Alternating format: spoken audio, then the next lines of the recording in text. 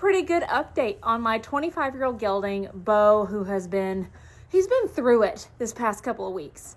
To catch you up to speed, so he's older. He really hasn't shown going downhill per se until the last year or so. He was diagnosed with Cushing's. We had a battle with his weight and getting his blood work back to normal. We kind of got that all squared away, and then he started having lameness issues this year.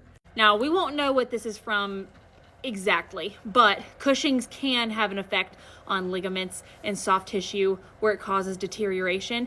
And over the past year, we have noticed kind of an up in his discomfort from arthritis. So we started him on Adequan. He got his knees injected. We injected his hocks. And then this past week, we noticed he literally can't walk. Well, I guess 2 weeks now, but he was just so uncomfortable on his hind end.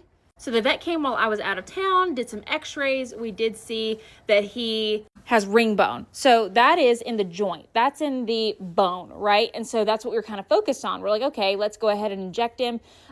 He's, at an accelerated age. If he needs maintenance injections, I'm fine with that. So he's tried a steroid injection, and it honestly didn't help at all. So then we started looking deeper. When I got back in town a few days later, he came out and we ultrasounded, x-rayed, looked farther into the hind end. And we found that he had torn not only his digital deep flexor tendon, but also his suspensory on this back left leg. So not a quick fix at all. Pain meds were doing nothing. So once we pinpointed exactly where those tears were, we shockwaved, which is going to do a couple things. It's going to numb it for just a little bit, and it's also going to accelerate healing. We also, because we could pinpoint exactly where it was, ordered stem cells. So this coming Tuesday, he is going to have a treatment with stem cells where they put these stem cells exactly where they need to be to accelerate that healing.